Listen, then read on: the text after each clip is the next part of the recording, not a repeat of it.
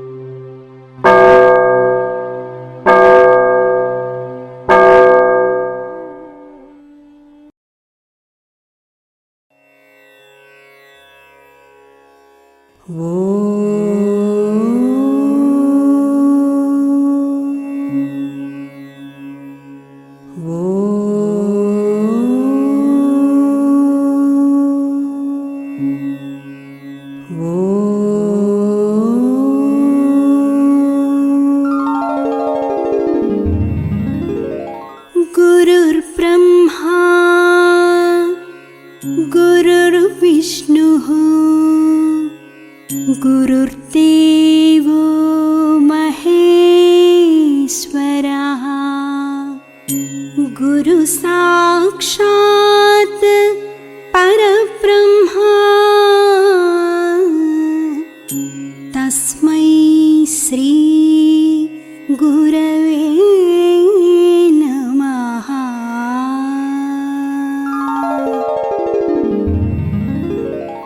ఓం ఈశ్వర, నీవు అనంతుడవు, అనుపమానుడవు. ఆకాశము వలె నిండి, గాలి వలె వ్యాపించి, భూమి వలె చరాచర భూతకోటిని మోయుచున్నాడవు. సూర్యుని వలె జగజ్జాలములను వెలిగించుచున్నాడవు. నీకంటే ఘనులు గాని, పూజ్యులు గాని, పవిత్రులు గాని ఎవ్వరునూ లేరు. ఓ స్వామి, నీ మహిమ, నీ శక్తి, నీ వైశాల్యము, నీ లోతు, నీ సర్వజ్ఞత్వము తెలిసిన వారెవరునూ లేరు. నీవు సృష్టి, స్థితి, లయములకు మూలమై జ్ఞాన అజ్ఞానములు, కలిమిలేములు, ఘనాధికములు, బంధమోక్షములకతీతమైన నీ నిజతేజము ఎల్ల మానవ జీవకోటికిని ఆధారభూతమై ప్రకాశించుచున్నది. ఓ స్వామి, నిన్ను నమ్మిన వారు నశించరు. నిన్ను ధ్యానించు వారికి దుఃఖములు లేవు. నిన్ను మనస్సులో నుంచి వారికి భయము లేదు. మేము పామరులము, దీనులము, నీవే దిక్కని నమ్మియున్న భక్తులము. మా భారము కర్ణధారుని వలె నీపై వేసికొని మమ్ము మాయలయందును, పాపములయందును, హింసలయందును పోనీయక నీ తత్ప్రతిపాదకంబైన మహావిశ్వమునందు సర్వదా నిలిపి నీ దయయను సర్వసేచనమున మమ్ము పునరుద్ధరించి మా కష్టములను దీర్చి మా అజ్ఞానమనే చీకటిని తొలగించి మా పొరపాట్లు మన్నించి మమ్ము అన్ని విధాలా కాపాడి సంరక్షింపుము తండ్రి. నీవు కరుణాళుడవు, దయాళుడవు, దీన రక్షకుడవు, దేవాధిదేవుడవు, సచ్చిదానంద స్వరూపుడవు, ఈశ్వరుడవు. నీకు మా నమస్సులగునుగాక.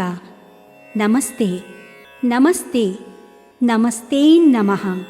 ఓం శాంతి శాంతి శాంతి.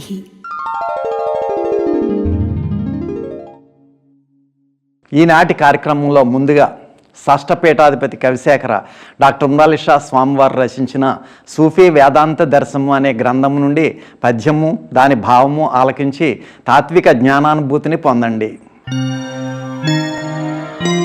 శూన్యము పంచభూతముల చూపుచున్నది, దీనియంది సామాన్యముగా జరామరణ మార్గములన్నీయు గల్గుచున్నవి. ఈ శూన్యము గొప్ప శక్తి గల చోటు నిజంబుగా దీనియందున అన్యోన్యతగన్న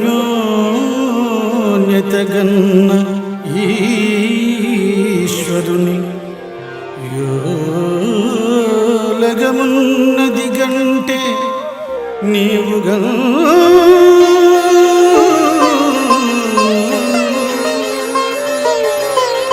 సృష్టికి మూలమైన చైతన్యం పంచభూతాలని తనలో దాచుకుంది.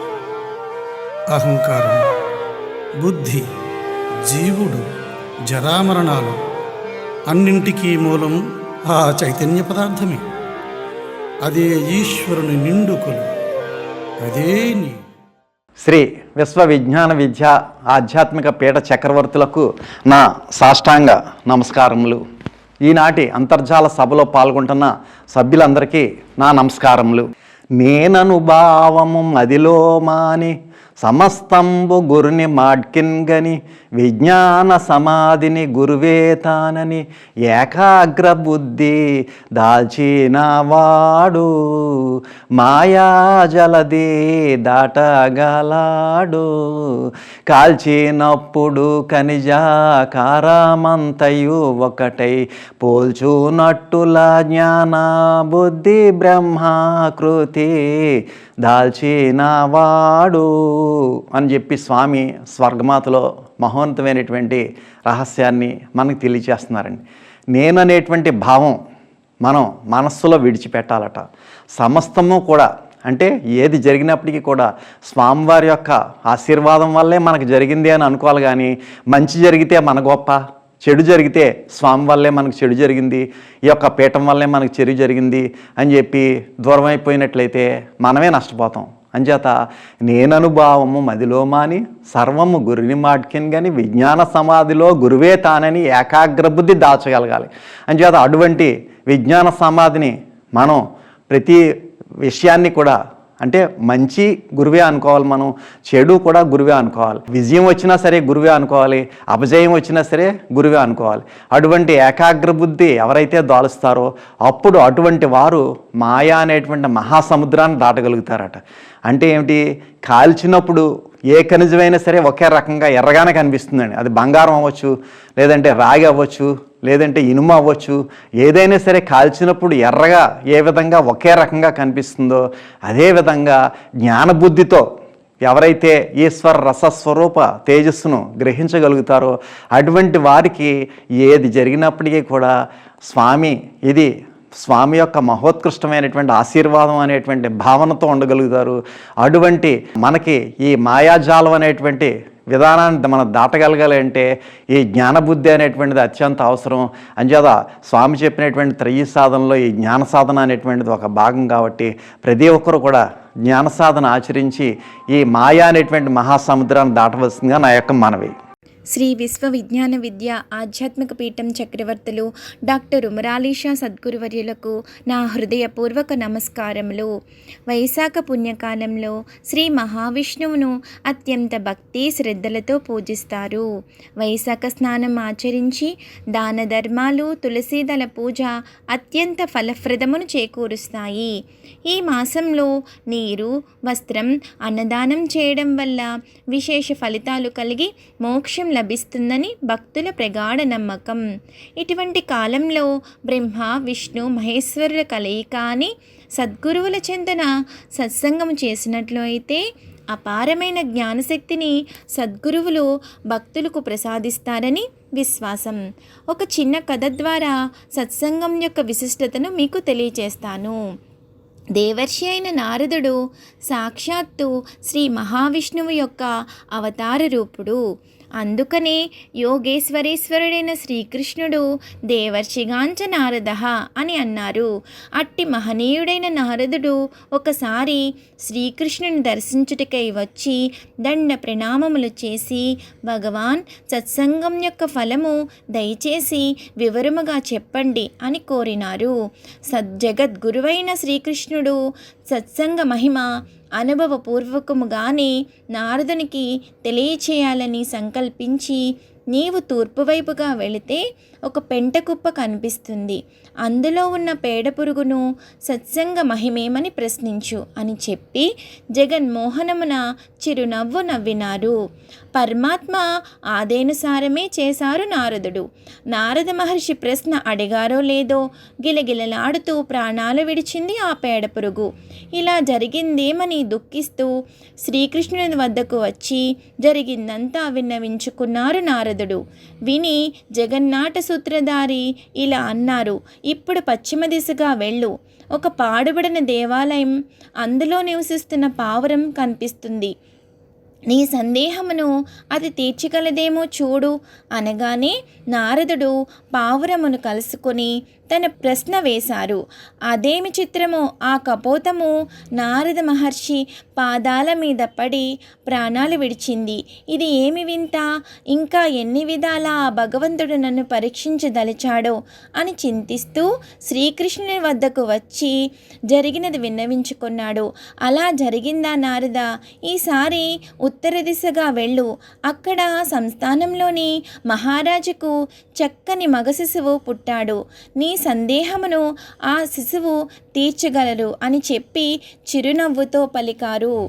నారదుడు వెంటనే బయలుదేరి ఆ శిశువు వద్దకు వచ్చి, ఓ పాపాయి, మహాత్ముల సాంగత్యము వలన కలిగే ప్రయోజనం ఏమిటి అని ప్రశ్నించాడు.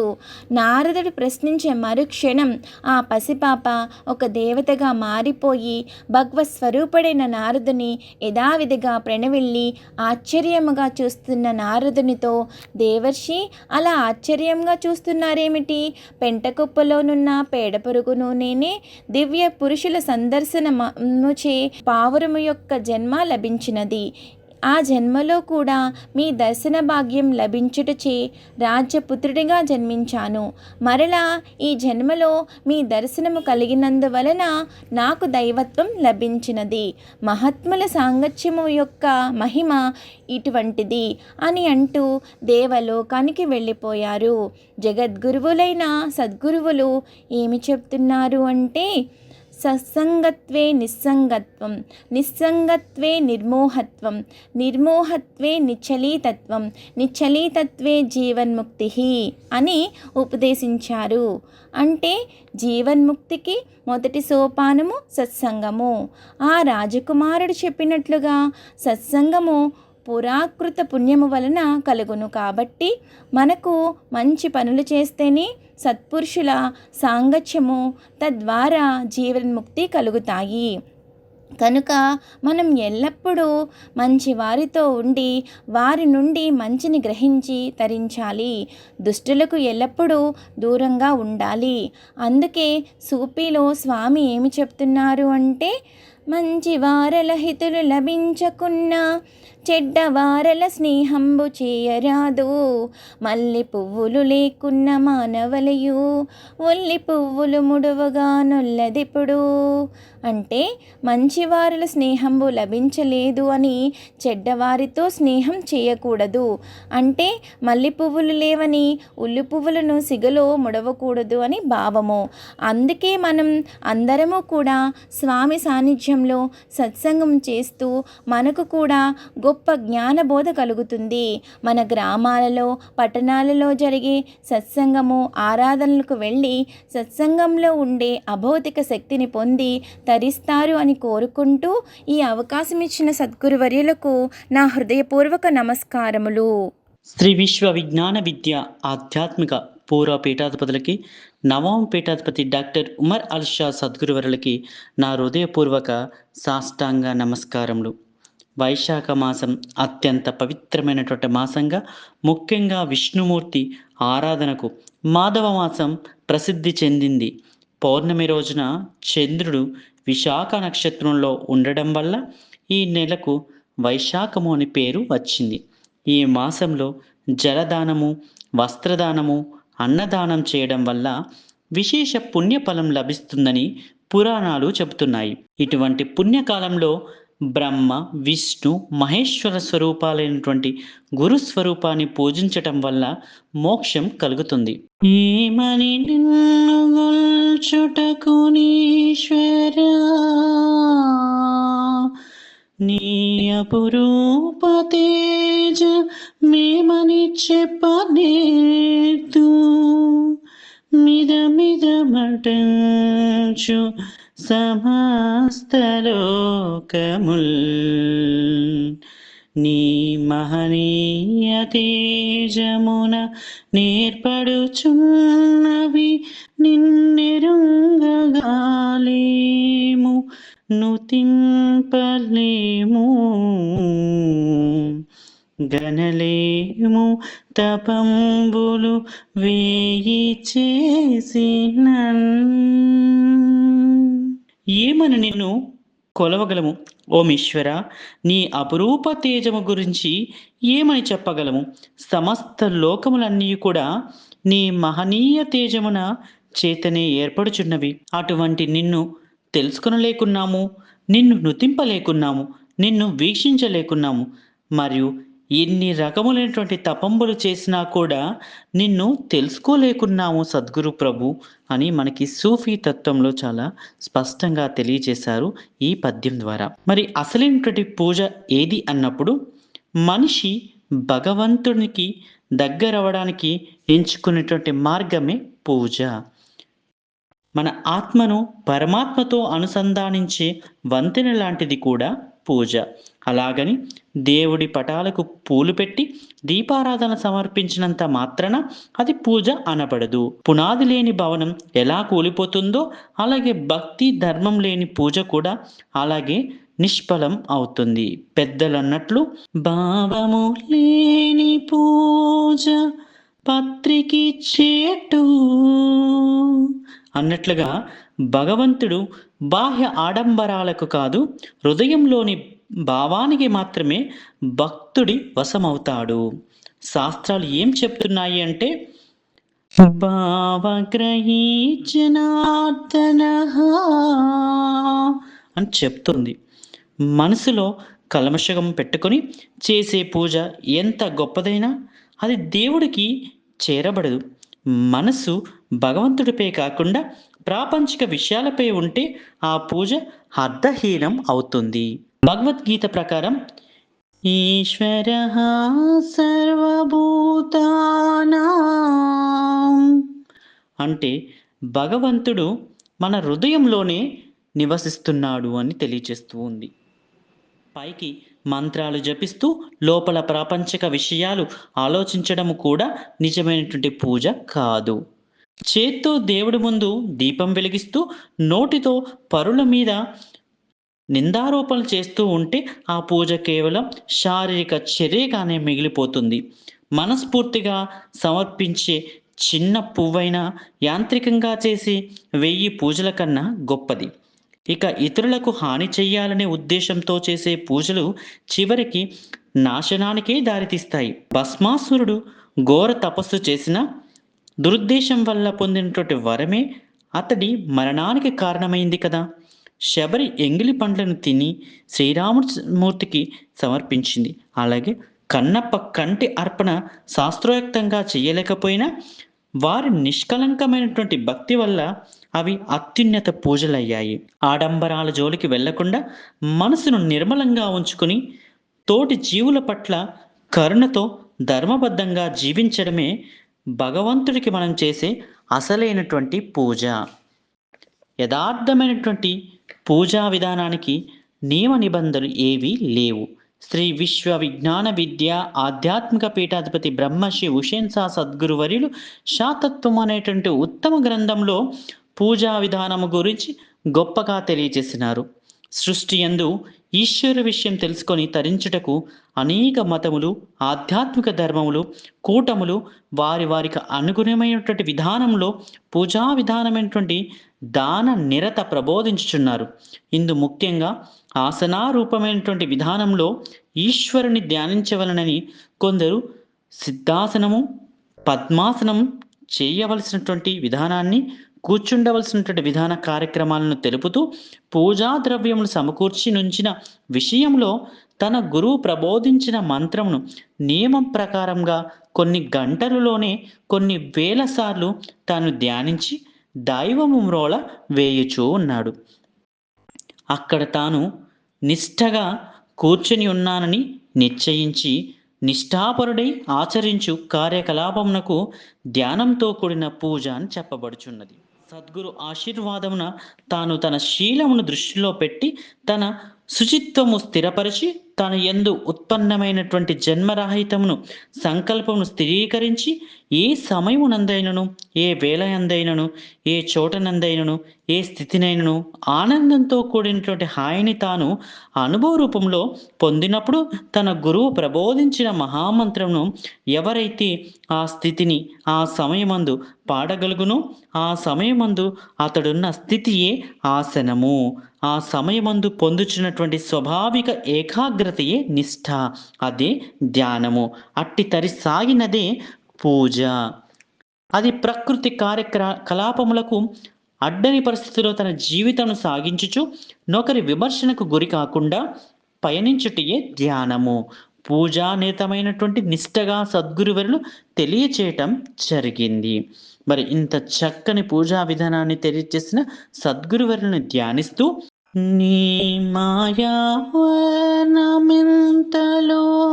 గలదో నీ తేజమేలాంటిదో ఏమో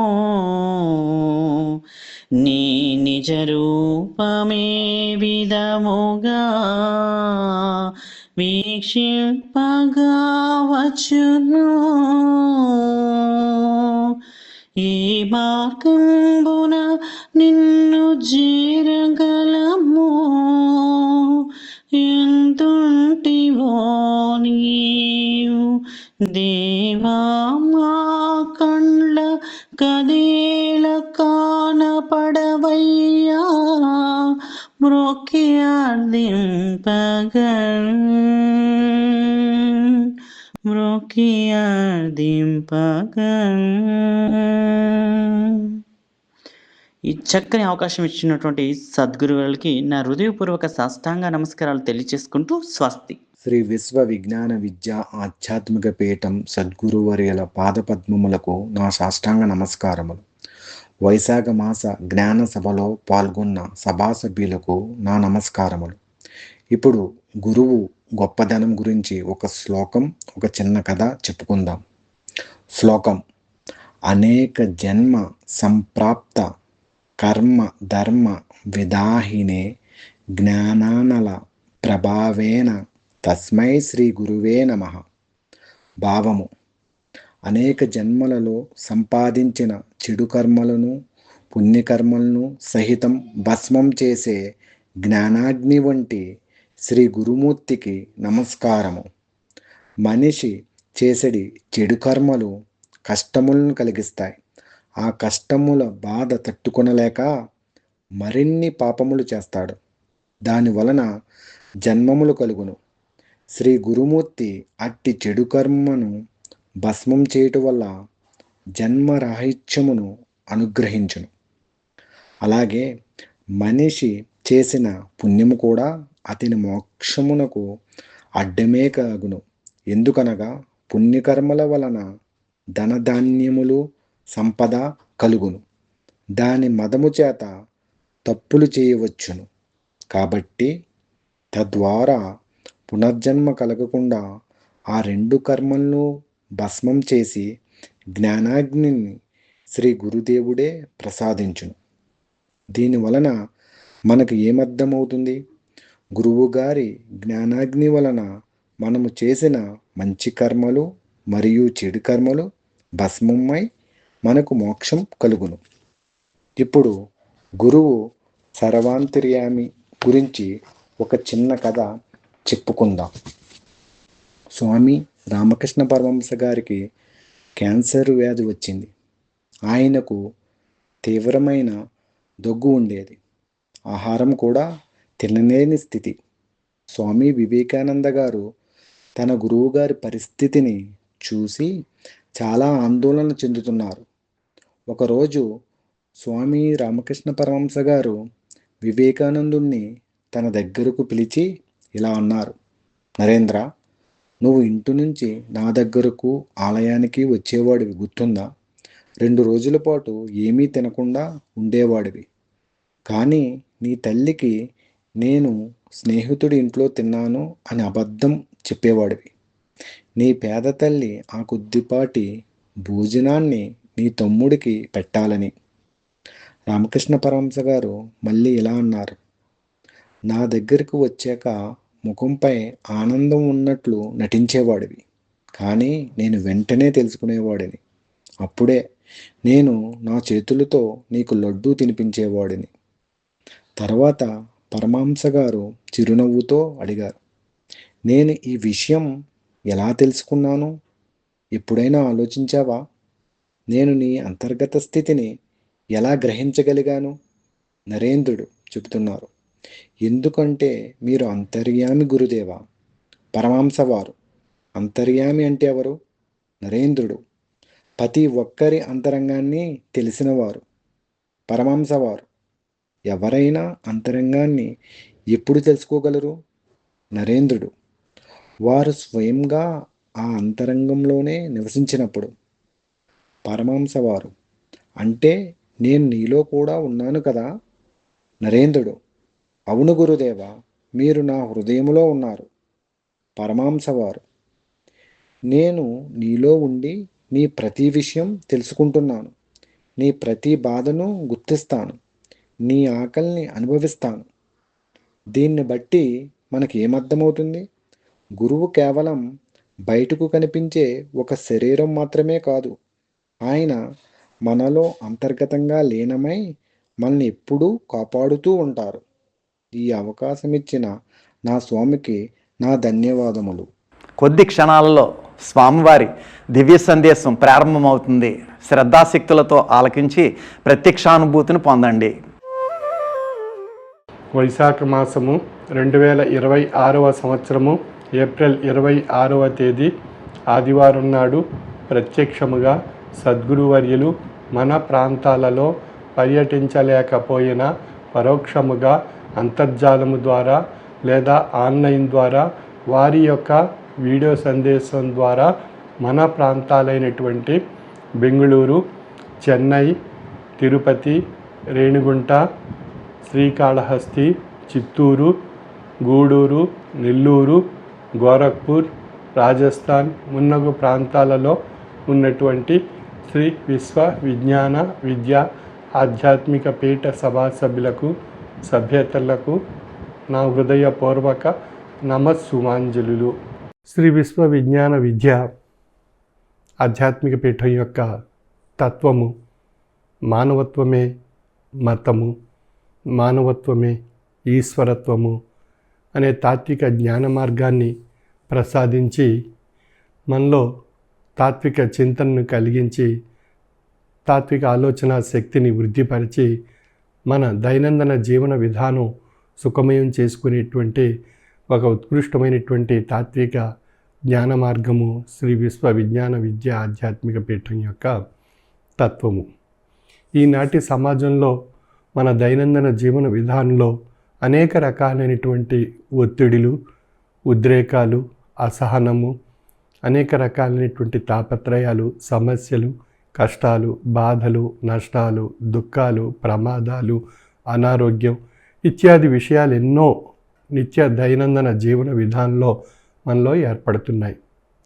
వాటి నుండి ఉపశమనం పొంది మన దైనందిన జీవన విధానాన్ని సుఖమయం చేసుకోవాలనేటువంటి ఆకాంక్ష మనందరిలో ఉంటుంది. మరి ఆ విధమైనటువంటి ఉపశమనం మనం పొందడానికి ఒక ఉత్కృష్టమైనటువంటి మార్గము తాత్విక జ్ఞానము. తత్వం మనలో ఉండేటువంటి మంచి చెడులను విశ్లేషించి మంచిని వృద్ధిపరుచుకుంటూ చెడును తొలగించుకునేటువంటి ఒక ఉత్కృష్టమైనటువంటి స్థితిని మనలో పెంపొందింపజేస్తుంది. ఏ విధంగా అయితే హంస నీరుని తొలగించుకుని పాలుని స్వీకరిస్తుందో అదేవిధంగా హంస తత్వము మన యొక్క మనస్సుకు అలవర్చుకోగలిగినట్లయితే మన మనస్సు కూడా హంసతత్వ స్వరూపమైనటువంటి తాత్విక జ్ఞానశక్తి ద్వారా తాత్విక ఆలోచనా శక్తి మనలో వృద్ధిపరుచుకొని మన దైనందిన జీవన విధానంలో వచ్చేటువంటి ఒడిదుడుకులు, సమస్యలు, నష్టాలు, దుఃఖాలు, అనారోగ్య సమస్యలు, ఆర్థిక సమస్యలు ఇత్యాది విషయాలన్నిటినీ కూడా తొలగించుకుంటూ నీరును తొలగించుకున్నట్లు హంస ఆ విధంగా మన యొక్క మనస్సు హంసతత్వంగా మారినప్పుడు మనలో ఈ మంచి అనేటువంటి ఆధ్యాత్మిక తాత్విక ఆలోచన శక్తి ద్వారా మనం ఆయా విషయాలు, ఉద్రేకాలను, అశాంతి, అసహనాన్ని తొలగించుకొని మనం స్థాయిగా, స్థిరత్వంగా, నిర్మలంగా, నిశ్చలంగా మన మనస్సు ఆలోచింపచేసుకునే తాత్విక ఆలోచన శక్తి మనలో ఏర్పడుతుంది. తద్వారా మన దైనందిన జీవన విధానాన్ని మనం సుఖమయం చేసుకునే అవకాశం మనందరికీ కలుగుతుంది. మరి ఆ తాత్విక జ్ఞాన శక్తిని ప్రతిరోజు మనం పొందగలిగినట్లయితే ఆ విధమైనటువంటి స్థితి, శక్తి మనలో ఏర్పడి మన దైనందిన జీవన విధానం మనం సుఖమయం చేసుకునే అవకాశం కలుగుతుంది. కాబట్టి తాత్విక జ్ఞానశక్తిని ఆయా మత ధర్మాల్లో ఆయా తత్వాలు ప్రబోధింపబడ్డాయి. అందులో ఉండేటువంటి విషయాలను మనం రోజు కొంత సమయాన్ని వెచ్చించి అభ్యాసం చేయగలిగినట్లయితే వాటి ద్వారా ఒక చక్కని తాత్విక జ్ఞాన సంస్కారం మనలో ఏర్పడుతుంది. ఆ తాత్విక జ్ఞాన సంస్కారం మన దైనందిన జీవన విధానాన్ని దశ దిశ నిర్దేశిస్తూ ఒక చక్కని దిక్సూచిగా మనకు జీవన మనుగడలో ఒక చక్కని ప్రయాణం ఏర్పరచుకునేటువంటి అవకాశం మనకు కలుగుతుంది. ఆ విధంగా మనం ప్రతిరోజు మన తాత్విక జ్ఞాన సంపద వైపు కొంత దృష్టి సారించగలిగితే మనకు కావలసినటువంటి భౌతిక సంపదలన్నీ ఏర్పడుతూ వాటి యొక్క చక్కని మార్గదర్శకమైనటువంటి విషయాలతో కూడినటువంటి మంచి ఆలోచనలు మన మనసులో ఉత్పన్నం కాబడి మనకు తృప్తిని, శాంతిని, సుఖాన్ని, ఆరోగ్యాన్ని, సంతోషాన్ని కలిగించేటువంటి ఒక ఆహ్లాదకరమైనటువంటి వాతావరణం మనం ఏర్పరచుకోవచ్చు. మరి ఈ విధంగా మనం తాత్విక జ్ఞాన సంపద వైపు మనం కృషి చేయడానికి ప్రయత్నం చేస్తున్నామా లేదా అనేది మన మనసుకు మనం ప్రశ్నించుకుందాం. మరి మనసుకు మనం ప్రశ్నించుకున్నప్పుడు మన మనసు మనకు చక్కని సమాధానం చెబుతుంది. దైనందిన జీవన విధానంలో తలమునకలై కార్యక్రమాలకు నిర్వహించుకుంటూ ఈ తాత్విక జ్ఞాన సంపద వైపు కొంత సమయాన్ని ఎందుకు వెచ్చించలేకపోతున్నాం? వెచ్చించినట్లయితే ఈ ఉపద్రవాలు, ఈ ఉద్రేకాలు, అశాంతి, అసహనం, ఈ ఒత్తిళ్ళు ఇవన్నీ తగ్గించుకునే అవకాశం నీ మనసుకు ఏర్పడుతుంది. నీవు కొంత ప్రయత్నం చేయి. ఆ జ్ఞాన సంపద చేత నీ మనస్సుని ఒక చక్కని ఉపశమనం కలిగించే వాతావరణాన్ని నేను సృష్టిస్తాను అని చెప్తుంది తాత్విక జ్ఞాన సంపద ద్వారా ఏర్పడేటువంటి తాత్విక ఆలోచన శక్తి. మరి ఆ విధంగా మనం కృషి చేయడానికి మనం ప్రయత్నం చేస్తున్నామా? చేయటం లేదు. ఎందువల్ల? మనం లేచిన దగ్గర నుంచి మన యొక్క ఆలోచనలన్నీ భౌతిక విధానం, లౌకిక విధానంలో ఆయా విషయాల వైపు మనం దృష్టి పెడుతున్నాం తప్ప మనం ఈ విషయం వైపు కొద్దిపాటి సమయాన్ని కూడా వెచ్చించలేకపోతున్నాం. కారణం ఆసక్తి లేకపోవడం. దానివల్ల ఈ తాత్విక జ్ఞాన సంపద వల్ల ఏం పొందుతాం, దానివల్ల లాభాలు ఏమిటి అని చెప్పి మనకి ఒక సందేహం, సంశయం కలిగించేటువంటి విషయంగా మనం తత్వం వైపు దృష్టి సారించలేకపోతున్నాం. అందువల్ల మనం అలసత్వం, నిర్లక్ష్యం, ఆసక్తి చూపకపోవడం వల్ల మనకు ఆ తాత్విక జ్ఞాన సంపద మనం పొందలేకపోతున్నాం. మరి ఆ తాత్విక జ్ఞాన సంపద వైపు మనం దృష్టి సారిస్తే ఎంత లాభం పొందవచ్చు మనం అనేటువంటి విషయంగా మనం మనసును విశ్లేషించుకుంటే మనకు కలిగేటువంటి లాభాలన్నీ కూడా మనకు తెలియబడతాయి. వాటి ఫలితాలన్నీ కూడా మనకు తెలియబడతాయి. అప్పుడు మనం ఒక చక్కని తాత్విక జీవన సంస్కారం మనం ఏర్పరచుకొని మన మనుగడ సాగించే అవకాశం మనకు కలుగుతుంది. అందుకే అన్ని మత ధర్మాల్లో కూడా ఒక తాత్విక జ్ఞాన విషయాలను పొంది తరింపచేసుకోవడానికి ప్రత్యేకించి పండుగల రూపంలో మనకు ఒక తాత్విక జ్ఞాన సంపదను పొందేటువంటి ఒక సంస్కారాన్ని మనకు ప్రసాదింపజేశారు ఆనాటి తాత్వికులు, యోగులు, జ్ఞానులు, అవతారులు, ప్రభువులు, ప్రవక్తలు వారి వారి యొక్క మత గ్రంథాల్లో ప్రసాదించారు. ఎందువల్ల మన మనసుకు ఒక తాత్విక జీవన సంస్కారాన్ని పండుగల సందర్భంగా మనకు గుర్తు చేసి ఆ తాత్విక జ్ఞాన సంపదను మనం ఆచరించడానికి మనకి ఆయా కాలాల్లో, ఆయా పండుగల్లో ఆయా తాత్విక జ్ఞాన విషయాలు ఆచరిస్తూ నిత్యం తాత్విక జీవన సంస్కారాన్ని అలవర్చుకుంటూ ప్రయాణం సాగించినట్లయితే మానవ జీవన విధానం సుఖమయం కాబడుతుంది అనేటువంటి విషయాన్ని వారు గుర్తు చేశారు. వారి వారి యొక్క మత ధర్మాల్లో ఉండేటువంటి ఆయా గ్రంథాల్లో చెప్పబడినటువంటి ప్రత్యేకతతో కూడినటువంటి ఆచార వ్యవహారాలు. ఇంకా హైందవ ధర్మంలో మనకు అనేక పండుగలు ఉన్నాయి. అదేవిధంగా ఇస్లాం ధర్మంలో రంజాన్ నెలలో ప్రత్యేకించి మనం ఉపవాసం రూపంలో ఆ నెల అంతా కూడా ఎంతో నిష్టగా ఆయా కార్యక్రమాలు ఆ మత ధర్మంలో చెప్పబడినటువంటి ఆయా విషయాలన్నీ మనం పాటించి ఒక చక్కని ఆరోగ్య వ్యవస్థను, మానసిక వ్యవస్థను ఏర్పరచుకుంటూ అదేవిధంగా ప్రతిరోజు నమాజు రూపంలో 5 సార్లు ప్రార్థన చేసి ఆ భగవంతుణ్ణి అర్థిస్తూ వారి యొక్క జీవన సంస్కారాన్ని చక్కబరుచుకునేటువంటి ఒక మహోన్నతమైనటువంటి విషయాన్ని ఆచరించడం జరుగుతుంది. అదేవిధంగా క్రైస్తవ ధర్మంలో కూడా ప్రతిరోజు బైబిల్ పఠనం చేస్తూ ఆయా క్రైస్తవ ధర్మాల్లో చెప్పబడినటువంటి చర్చిల్లో వారు ఉపదేశకులు చెప్పబడినటువంటి విషయాలను మనం గ్రహించి ఆ తాత్వికమైనటువంటి జీవన సంస్కారాన్ని అలవర్చుకుంటూ మనం ప్రయాణం సాగిస్తున్నాం.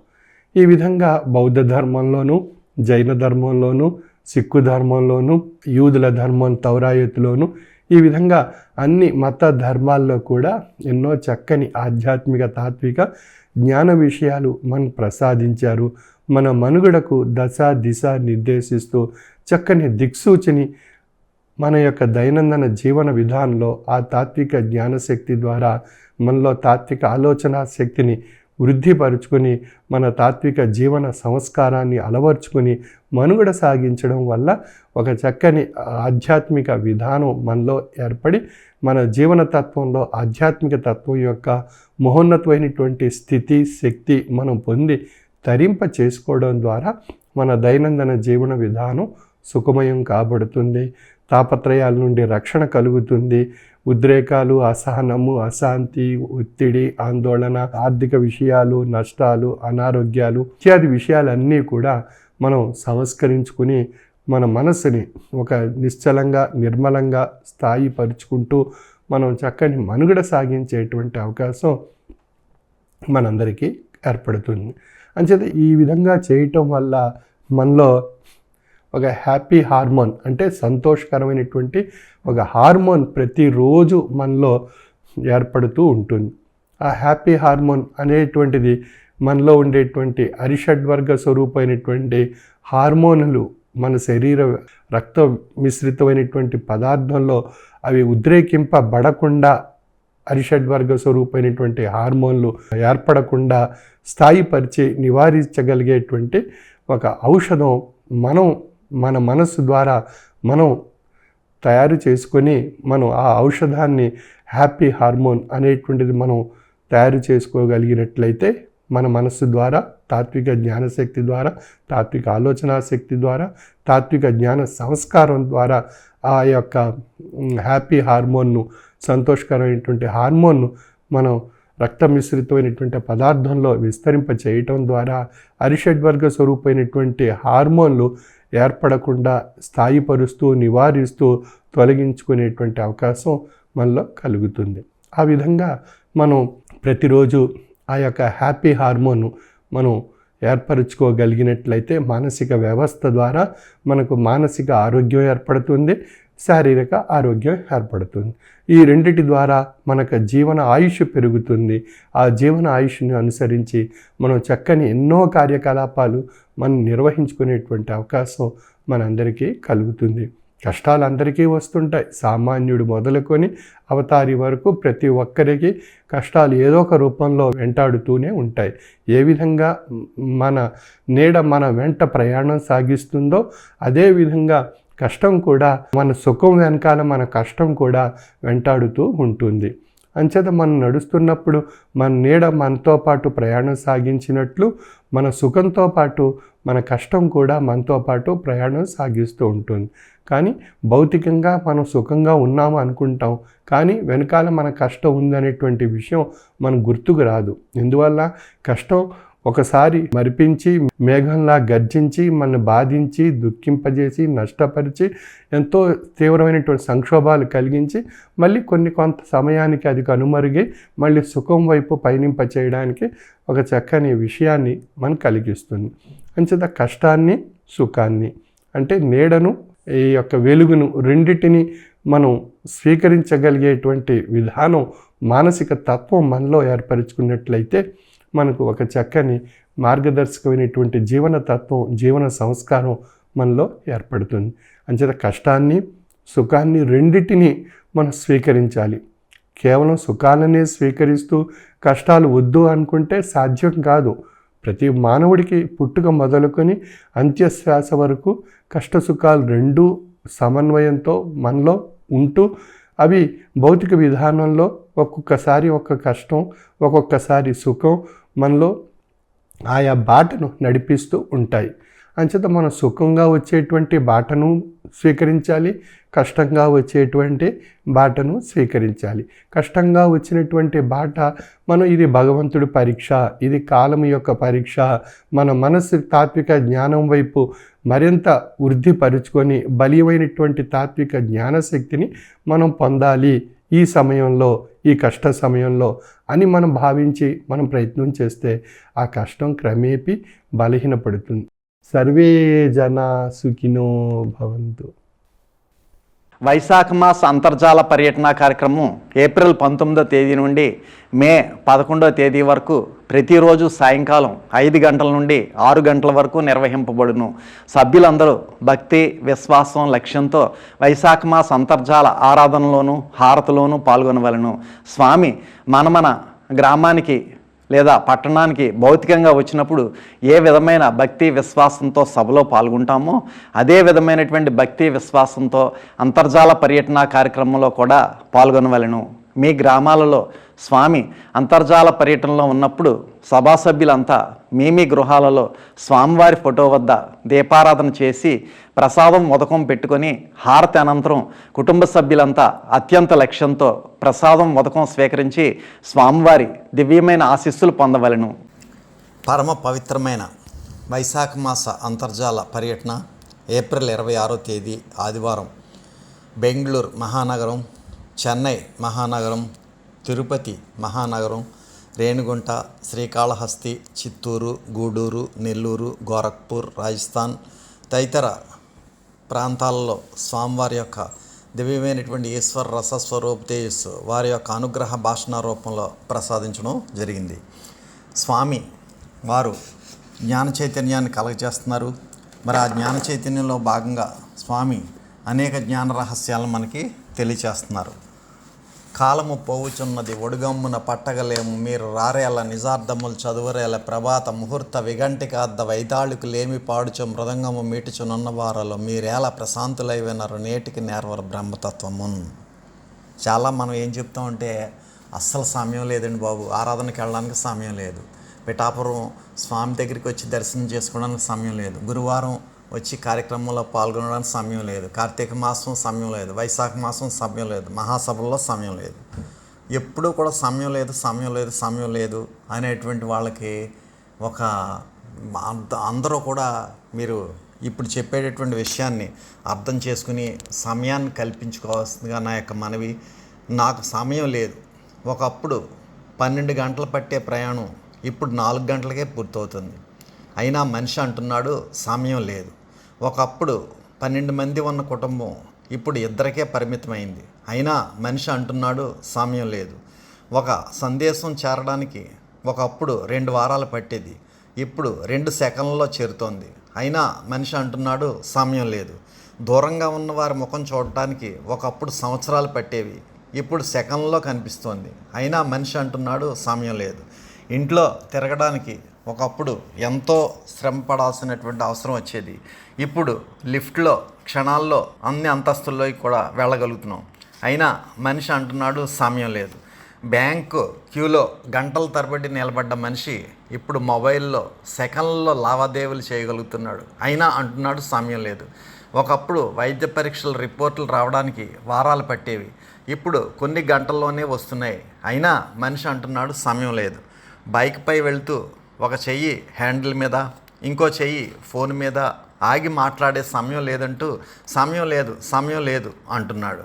కారు నడుపుతూ ఒక చేయి స్టీరింగ్పై ఇంకో చేయి వాట్సాప్పై, ఎందుకంటే అతనికి సమయం లేదు.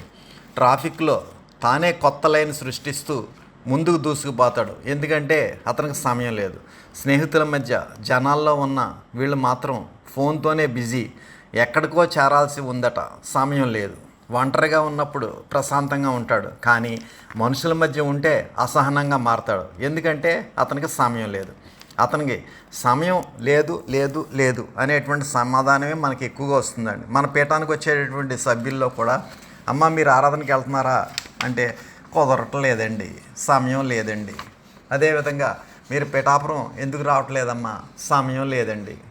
వాకింగ్ చేయడానికి సమయం లేదండి, పుస్తకాలు చదవడానికి సమయం లేదండి, తల్లిదండ్రులకు ఫోన్ చేయడానికి సమయం లేదండి, స్నేహితులను కలవడానికి సమయం లేదు, ప్రకృతిని ఆస్వాదించడానికి సమయం లేదు, కుటుంబంతో గడపడానికి సమయం లేదు, భోజనం చేయడానికి సమయం లేదు, నిద్రపోవడానికి సమయం లేదు.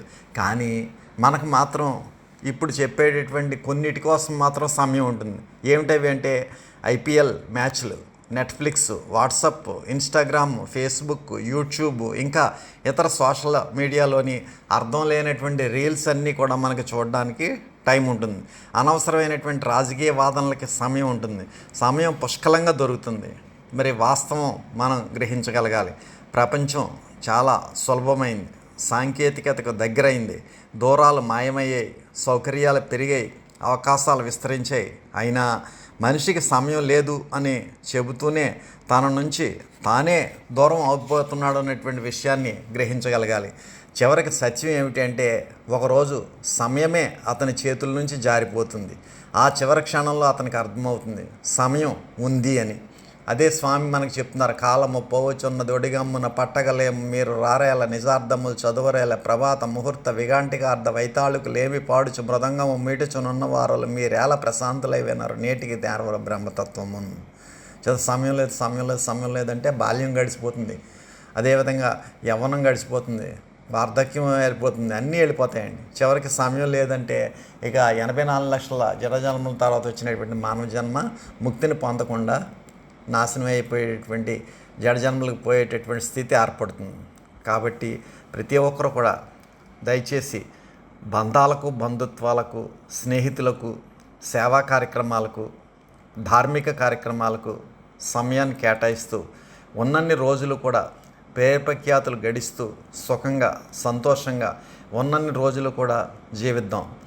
అవతార పురుషుడు పీఠాధిపతి డాక్టర్ ఉమ్రాలిషా వారు ప్రబోధించినటువంటి విధంగా కాలాన్ని సద్వినియోగం చేసుకుంటూ కొంత సమయాన్ని ఆధ్యాత్మిక తాత్విక జ్ఞానాన్ని గడించుకోవడానికి, కొంత సమయాన్ని త్రయీ సాధన కోసం, కొంత సమయాన్ని స్వామి ఆదేశించినటువంటి యొక్క ధార్మిక కార్యక్రమాల్లో పాల్గొనడానికి కూడా వెచ్చించి మానవ జన్మను సార్థక్యం చేసుకోవాల్సిందిగా విజ్ఞప్తి. పరమ పవిత్రమైన వైశాఖ మాస అంతర్జాల పర్యటన ఏప్రిల్ 26వ తేదీ ఆదివారం నాడు బెంగళూరు మహానగరంలో స్వామివారిని అభౌతికంగా వారి గృహానికి ఆహ్వానించినటువంటి వారు శ్రీ దంతులూరి రాజీవ్ వర్మ, శ్రీమతి అన్నపూర్ణ, పిల్లలు ఆద్విక్ వర్మ మరియు రుత్విక్ వర్మ మరియు వారి కుటుంబ సభ్యులంతా కూడా స్వామివారిని అభౌతికంగా వారి గృహానికి ఆహ్వానించుకోవడం జరిగింది.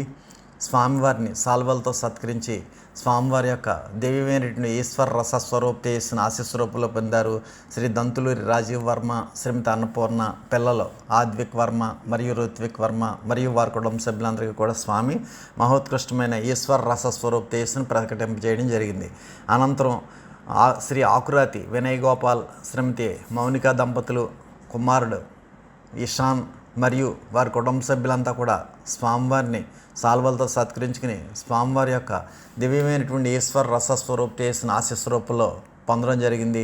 శ్రీ ఆకురాతి వినయ్ గోపాల్, శ్రీమతి మౌనిక దంపతులు కుమారుడు ఇషాన్ మరియు వారి కుటుంబ సభ్యులందరికీ కూడా స్వామి యొక్క ఈశ్వర రస స్వరూపేసిన ప్రసరింపజేయడం జరిగింది. అనంతరం శ్రీమతి దంతులూరి లక్ష్మీదేవి, కుమారుడు సత్యనారాయణరాజు, కోడలు శ్రీమతి రూపిణి, మనవరాలు భవన మరియు వారి కుటుంబ సభ్యులంతా కూడా స్వామివారిని అభౌతికంగా వారి గృహానికి ఆహ్వానించుకుని సాల్వలతో సత్కరించుకుని స్వామి యొక్క దివ్యమైనటువంటి ఈశ్వర రస స్వరూపేసిన ఆశీస్వరూపంలో పొందారు. శ్రీమతి దంతులూరి లక్ష్మీదేవి, కుమారుడు సత్యనారాయణరాజు, కోడలు శ్రీమతి రూపిణి, మనవరాలు భవన మరియు వారి కుటుంబ సభ్యులందరికీ కూడా స్వామి యొక్క మహోన్నతమైనటువంటి ఈశ్వర రస స్వరూపేసి ప్రసరింపబడింది. అనంతరం శ్రీ బత్తుల అశోక్ కుమార్, శ్రీమతి లీలామాధవి, కుమార్తె శ్రీ సంజన, కుమారుడు సోహాన్ సోరజ్ మరియు వారి కుటుంబ సభ్యులంతా కూడా స్వామిని అభౌతికంగా వారి గృహానికి ఆహ్వానించుకుని సాల్వలతో సత్కరించుకుని స్వామి యొక్క దివ్యమైనటువంటి ఈశ్వర రసస్వరూపేసును ఆశీస్వరూపంలో పొందడం జరిగింది.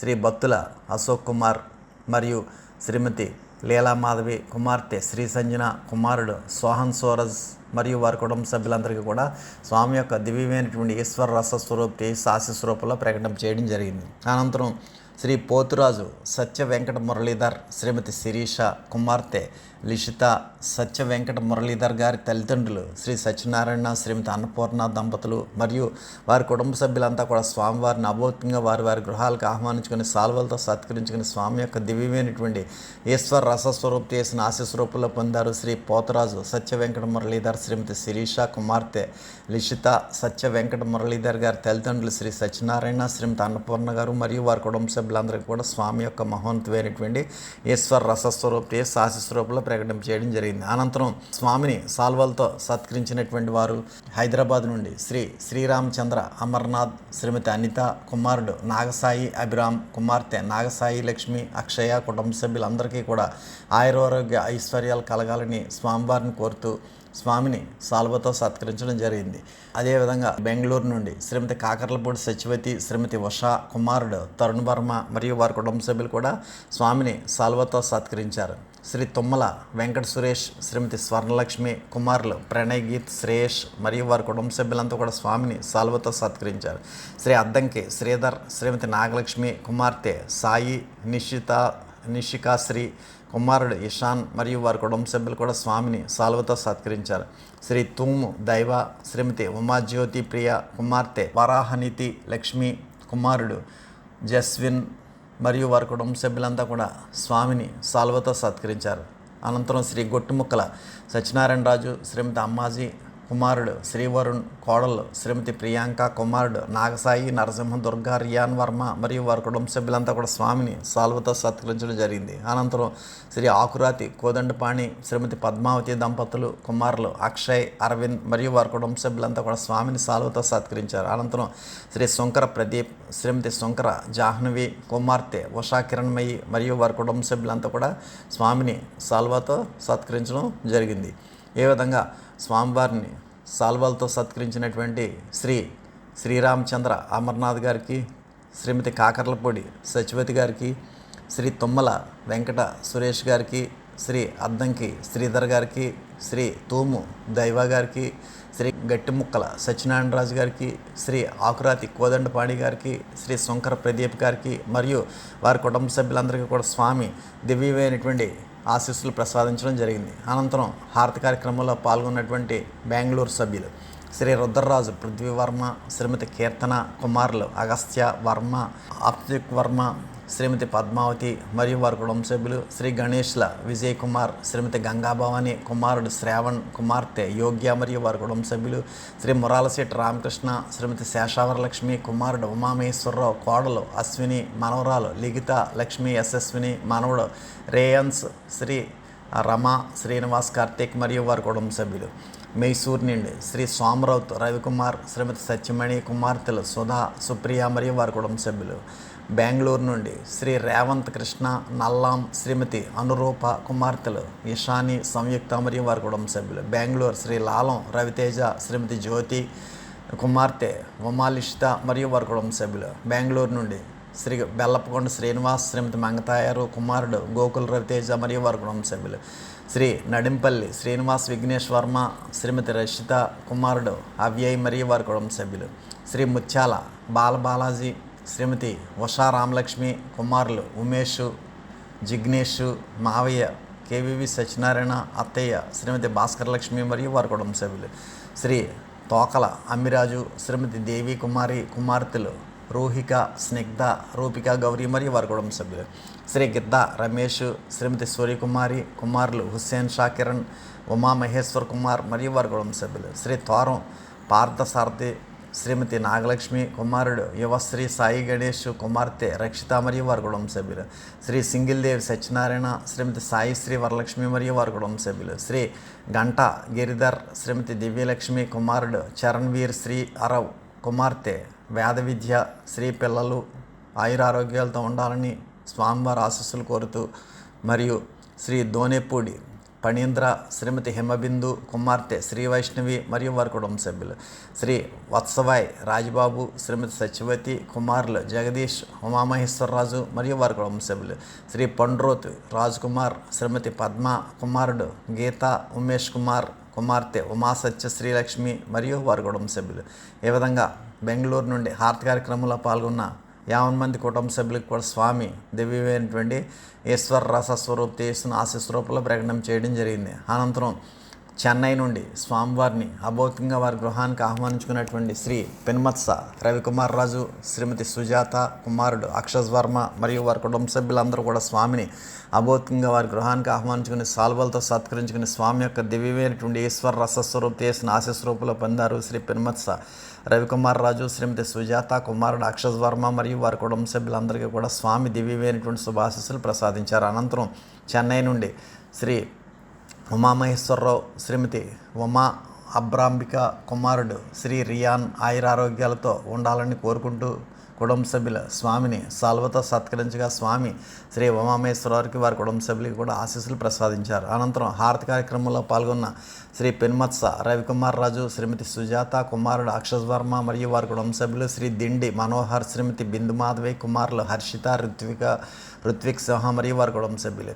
ఈ విధంగా హారతి కార్యక్రమంలో పాల్గొన్న 50 మంది చెన్నై సభ్యులకు కూడా స్వామి ఆశీస్సులు ప్రసాదించారు. తిరుపతి నుండి స్వామివారిని అభౌతికంగా వారి గృహానికి ఆహ్వానించుకున్నటువంటి కుటుంబం శ్రీ చమర్తి నరసింహవర్మ, శ్రీమతి పూర్ణ దంపతులు, కుమారుడు లోకేష్ మరియు వారి కుటుంబ సభ్యులు స్వామిని అభౌతికంగా వారి గృహానికి ఆహ్వానించుకుని సాల్వలతో సత్కరించుకుని స్వామి యొక్క దివ్యమైనటువంటి ఈశ్వర రసస్వరూప్ చేసిన ఆశీస్వరూపంలో పొందారు. శ్రీ చమర్తి నరసింహవర్మ, శ్రీమతి పూర్ణ, కుమారుడు లోకేష్ మరియు వారి కుటుంబ సభ్యులందరూ కూడా మహోత్కృష్టమైన ఆశీస్సులను ప్రసాదించారు స్వామి. అనంతరం స్వామిని సాల్వతో సత్కరించినటువంటి శ్రీ చమర్తి నరసింహవర్మ, శ్రీమతి పూర్ణ, కుమారుడు లోకేష్ మరియు వారి కుటుంబ సభ్యులందరూ కూడా స్వామి దివ్యమైనటువంటి శుభాశీస్సులు ప్రసాదించారు. అనంతరం తిరుపతి నుండి శ్రీ తోట శ్రీనివాస్, శ్రీమతి రాజరాజేశ్వరి, శ్రీరామ్మూర్తి, కుమారులు బాలాజీ శ్రీరామ్, ఇంద్రకుమార్, శేష సత్యసాయి, ఉమాశంకర్, కుమార్తె మేఘనా శుభశ్రీ పిల్లలందరూ ఉన్నతంగా చదివి ఉత్తీర్ణత సాధించాలని కోరుతూ వారి కుటుంబ సభ్యుల ఆరాధన స్వామిని సాల్వతో సత్కరించారు. అనంతరం డాక్టర్ పొత్తరెడ్డి సుధీర్ కుమార్, డాక్టర్ శ్రీమతి కృష్ణజ, కుమార్తె సిరిచందన, కుమారుడు తేజస్ కుమార్ మరియు వారి కుటుంబ సభ్యులు స్వామిని సాల్వతో సత్కరించారు. శ్రీ కీర్తిపాటి సురేష్, శ్రీమతి కల్పన, కుమార్తెలు హంసిని శ్రీ షాద్విక మరియు వారి కుటుంబ సభ్యులు కూడా స్వామిని సాల్వతో సత్కరించారు. శ్రీ దాసర్రాజు సుబ్రహ్మణ్యరాజు, శ్రీమతి కృష్ణవేణి, కుమారుడు వంశీకృష్ణ, కుమార్తె లావణ్య, అల్లుడు లలిత్ మరియు వారి కుటుంబ సభ్యులు కూడా స్వామిని సాల్వతో సత్కరించారు. శ్రీ గుంటమడుగు రమేష్, శ్రీమతి రోజారాణి కుమారులు భరత్, గురుతేజ మరియు వారి కుటుంబ సభ్యులు కూడా స్వామిని సాలుతో సత్కరించారు. శ్రీ కల్దిండి వెంకట బాపిరాజు, శ్రీమతి వరలక్ష్మి కుమారులు ఉమామహేశ్వర్మ, నరసింహవర్మ మరియు వారి కుటుంబ సభ్యులంతా కూడా స్వామిని సాల్వాతో సత్కరించగా, స్వామి సాల్వాలతో సత్కరించినటువంటి కుటుంబ సభ్యులందరికీ కూడా స్వామి దివ్యమైనటువంటి శుభాశీస్సులు ప్రసాదించారు. ముందుగా శ్రీ చమర్తి నరసింహవర్మ గారికి, వారి కుటుంబ సభ్యులకి, శ్రీ తోట శ్రీనివాస్ గారికి, వారి కుటుంబ సభ్యులకి, డాక్టర్ పుత్తారెడ్డి సుధీర్ కుమార్ గారికి, వారి కుటుంబ సభ్యులకి, కీర్తిపాటి సురేష్ గారికి, వారి కుటుంబ సభ్యులకి, దాసరరాజు సుబ్రహ్మణ్యం రాజు గారికి, వారి కుటుంబ సభ్యులకి, గుంటమడుగు రమేష్ గారికి, వారి కుటుంబ సభ్యులకి, కల్దిండి వెంకట బాబిరాజు గారికి, వారి కుటుంబ సభ్యులకి కూడా స్వామి దివ్యమైనటువంటి శుభాశీస్సులు ప్రసాదించారు. అనంతరం హారతి కార్యక్రమంలో పాల్గొన్న తిరుపతి సభ్యులు శ్రీ చమర్తి నరసింహవర్మ, శ్రీమతి పూర్ణ, కుమారుడు లోకేష్ మరియు వారి కుటుంబ సభ్యులు, శ్రీ తోట శ్రీనివాస్, శ్రీమతి రాజరాజేశ్వరి, శ్రీరామూర్తి, కుమారుల బాలాజీ, శ్రీరామ్, ఇంద్రకుమార్, శేష సత్యసాయి, ఉమాశంకర్, కుమార్తె మేఘనా, శుభశ్రీ మరియు వారి కుటుంబ సభ్యులు, శ్రీ గుంటమగుడు రమేష్, శ్రీమతి రోజారాణి, కుమారులు భరత్, గురుతేజ మరియు వారి కుటుంబ సభ్యులు, శ్రీ వరదరాజు, జయమ్మ, కుమార్తెలు శ్రీమతి కుసుమలత, శ్రీమతి పూర్ణ, శ్రీమతి లలిత మరియు వారి కుటుంబ సభ్యులు, శ్రీ మేడ పవన్ కుమార్, శ్రీమతి భారతి, కుమారుడు లోకనేత్ర, కుమార్తె గుణశ్రీజ, శ్రీమతి అరుణాదేవి మరియు వారి కుటుంబ సభ్యులు, శ్రీమతి జట్టి కోమలేశ్వరి, తల్లి ఆదెమ్మ, సాయి, సిద్ధార్థ, హేమసుందర్, ఇందు, యోగ నరసింహ, ఉమా, విజయలక్ష్మి, రాధ మరియు వారి కుటుంబ సభ్యులు, శ్రీ దొమ్మరాజు, రూపకుమార్, శ్రీమతి భాను, జ్యోత్స్న మరియు వారి కుటుంబ సభ్యులు, శ్రీ అడ్లూరు చంద్రశేఖరరాజు, శ్రీమతి అంకమ్మ, వంశీ, వినయ్ మరియు వారి కుటుంబ సభ్యులు, శ్రీ చమర్తి మోహన్ రాజు, శ్రీమతి కుసుమలత, కుమారుడు సోమశేఖర్ వర్మ, కోడలు సునీత, మనవరాలు గోప్యశ్రీ, మనవడు దివ్యేష్ మరియు వారి కుటుంబ సభ్యులు, శ్రీ దొమ్మరాజు మాధవరాజు, శ్రీమతి లలిత కుటుంబ సభ్యులు మరియు శ్రీమతి చమర్తి చంద్రశేఖరరాజు, శ్రీమతి కుమారి మరియు వారి కుటుంబ సభ్యులు, శ్రీ ఆకేన నాగసత్య ప్రవీణ్ బాబు, శ్రీమతి శాలిని, కుమార్తె సమీక్ష మరియు వారి కుటుంబ సభ్యులు, శ్రీ కంఠంశెట్టి సూర్బాబు, శ్రీమతి నాగమణి, కుమారులు ఉమామహేశ్వరరావు, కృష్ణకాంత్ మరియు వారి కుటుంబ సభ్యులు. ఈ విధంగా తిరుపతి నుండి స్వామివారి యొక్క హారతి కార్యక్రమంలో పాల్గొన్న 50 మంది సభ్యులకు కూడా స్వామి దివ్యమైనటువంటి శుభాశీస్సులు ప్రసాదించారు. అనంతరం రేణిగుంట నుండి స్వామి యొక్క హారతి కార్యక్రమంలో పాల్గొన్నారు శ్రీ మల్లవరం ఈశ్వర్ రెడ్డి, శ్రీమతి లక్ష్మీకాంతమ్మ, లేట్ శ్రీ నాదముని రెడ్డి, లేట్ శ్రీమతి మునెమ్మ, కుమార్తె సింధూజ ఎంబీబీఎస్ చదువు చక్కగా సాగాలని మరియు ఇంటిల్లపాది ఆరోగ్యంతో ఉండాలని స్వామిని కోరుకుంటూ హారతి. శ్రీ పురుషోత్తం, శ్రీమతి సుమతి, కుమార్తె వేద, కుమారుడు కార్తికేయ కుటుంబ సభ్యులు కూడా హారతి కార్యక్రమంలో పాల్గొన్నారు. హారతి కార్యక్రమంలో పాల్గొన్న 2 కుటుంబాల వారికి కూడా స్వామి ఆశీస్సులు ప్రసాదించారు. అనంతరం శ్రీకాళహస్తి నుండి హారతి కార్యక్రమంలో పాల్గొన్న శ్రీ వన్నీయ పద్మనాభరెడ్డి, శ్రీమతి జ్యోతి, కుమారులు జనార్దన సాయి, మురారి సాయి, పిల్లల చదువులు స్వామి దయ వల్ల బాగా సాగాలని హారతి కార్యక్రమంలో పాల్గొన్న శ్రీకాళహస్తి వన్నీయ పద్మనాభరెడ్డి గారికి స్వామి శుభాశీస్సులు తెలియజేశారు.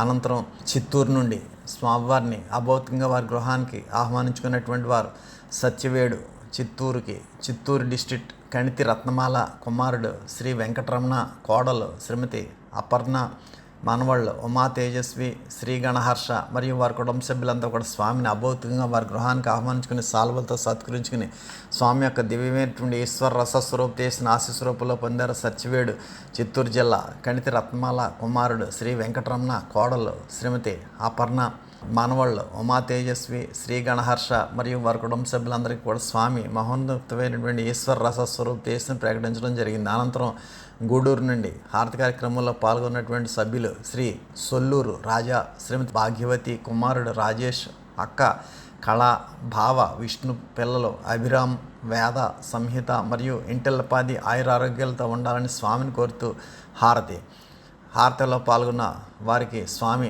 ఆశీస్సులు ప్రసాదించారు. అనంతరం నెల్లూరు నుండి స్వామిని సాల్వతో సత్కరించినటువంటి శ్రీ నున్నా సత్యం, శ్రీమతి భవానీ, కుమార్తె ఉమాశ్రీలక్ష్మి మరియు వారి కుటుంబ సభ్యులంతా కూడా స్వామిని సాల్వతో సత్కరించారు. అదేవిధంగా శ్రీ దుగ్గన సతీష్ కుమార్, శ్రీమతి ఉమామహేశ్వరి, కుమార్తెలు నిహారిక, హృతిక మరియు వారి కుటుంబ సభ్యులు కూడా స్వామిని సాల్వతో సత్కరించగా స్వామి శ్రీ నున్నా సత్యం గారికి, వారి కుటుంబ సభ్యులకి, శ్రీ దుగ్గన సతీష్ కుమార్ గారికి, వారి కుటుంబ సభ్యులకి కూడా స్వామి దివ్యమైనటువంటి శుభాశీస్సులు ప్రసాదించారు. అనంతరం హారతి కార్యక్రమంలో పాల్గొన్న శ్రీమతి ప్రభావతి గారు, వైఫ్ ఆఫ్ లేట్ రాధాకృష్ణ గారు మరియు వారి కుటుంబ సభ్యులంతా కూడా హారతి కార్యక్రమంలో పాల్గొనగా స్వామి వారికి వారి కుటుంబ సభ్యులకు కూడా ఆశీస్సులు ప్రసరింపజేశారు. అనంతరం గోరఖ్పూర్ నుండి స్వామిని సాల్వతో సత్కరించిన శ్రీ సత్య భోగరాజు, శ్రీమతి రమేశ్వర దంపతులు, కుమార్తె పూజిత అన్నపూర్ణ, కుమారుడు మోహిత్ కృష్ణ సంతోష్ మరియు వారి కుటుంబ సభ్యులంతా కూడా స్వామిని సాల్వతో సత్కరించగా స్వామి శ్రీ సత్య భోగరాజు గారికి వారి కుటుంబ సభ్యులకు కూడా స్వామి దివ్యమైనటువంటి శుభాశీస్సులు ప్రసాదించారు. అనంతరం రాజస్థాన్ నుండి శ్రీ బళ్ళ Ganesh Babu, Shrimati Balla Manisha, Shri Nishant Narayan national defence academy స్వామివారిని సాల్వతో సత్కరించగా స్వామి శ్రీ బళ్ళ గణేష్ బాబు గారికి వారి కుటుంబ సభ్యులందరికీ కూడా స్వామి దివ్యమైనటువంటి శుభాశీస్సులు ప్రసాదించారు. మరి ఈ విధంగా బెంగళూరు డివిజన్లో ఉన్నటువంటి, చెన్నై డివిజన్లో ఉన్నటువంటి, తిరుపతి డివిజన్లో ఉన్నటువంటి అనేక గ్రామాలు రేణిగుంట, శ్రీకాళహస్తి, చిత్తూరు, గూడూరు, నెల్లూరు, గోరఖ్పూర్, రాజస్థాన్ మరియు అనేక ప్రాంతాల్లో స్వామివారి యొక్క మహోత్కృష్టమైనటువంటి వైశాఖ మాస అంతర్జాల పర్యటన అంతా కూడా విజయవంతం అవడానికి ఎంతో కృషి చేసినటువంటి శ్రీ కరుణప్రసాద్ గారికి, తోట శ్రీనివాస్ గారికి, ఈశ్వర్రెడ్డి గారికి, నరసింహవర్మ గారికి, వీరందరికీ కూడా స్వామివారి యొక్క దివ్యమైనటువంటి శుభాశీస్సులు లభించుగాక. ఇప్పుడు హారతి అంతా లేచి నిలబడి హారతి పళ్ళెం పట్టుకుని హారతి వెలిగించి స్వామివారి యందు పూర్తి లక్ష్యంతో హారతి కార్యక్రమంలో పాల్గొనండి. హారతి జయ జయ హారతి శ్రీ గురుదేవా హారతి జయ జయ హారతి గైకొనుము స్వామి హారతి జయ జయ హారతి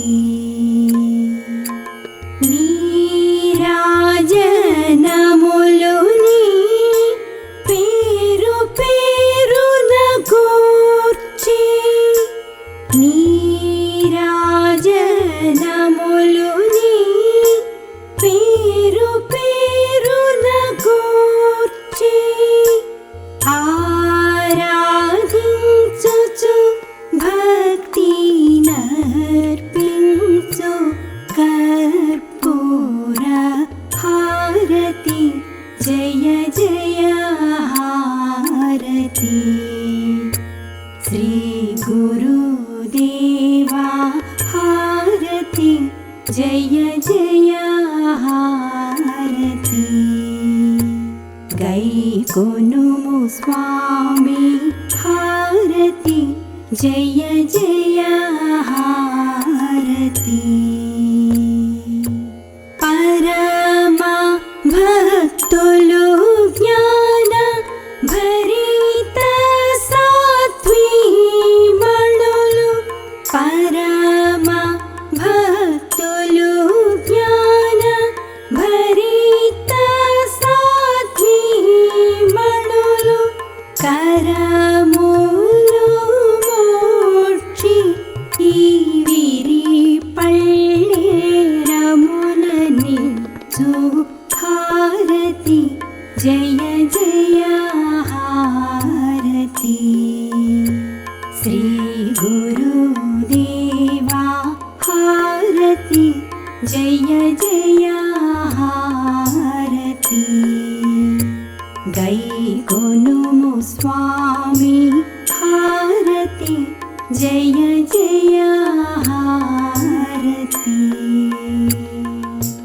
పరతత్వ తేజమున వరములు మాకిచ్చే పరతత్వ తేజమున వరములు మాకిచ్చే అరయుము మరారీషా సద్గురు నరసీనటులనిదిగో అరయు హుస్సేన్ షా సద్గురు నరసీనటులనిదిగో అరయు మొహియుద్దీన్ బాదుషా సద్గురు నరసీనటులనిదిగో హారతి జయ జయ హారతి హారతి శ్రీ గురుదేవా హారతి జయ జయ హారతి గై కొనుము స్వామి హారతి జయ జయ హారతి హారతి జయ జయ హారతి.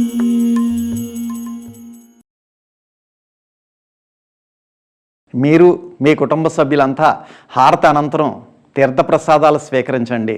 స్వామివారి దివ్య ఆశీస్సులతో ఎంతో వైభవంగా నిర్వహింపబడిన ఈనాటి వైశాఖ మాస అంతర్జాల సభ ఇంతటితో ముగిసినది. ఈనాటి అంతర్జాల సభలో పాల్గొన్న ప్రతి ఒక్కరికి ధన్యవాదములు. శుభం.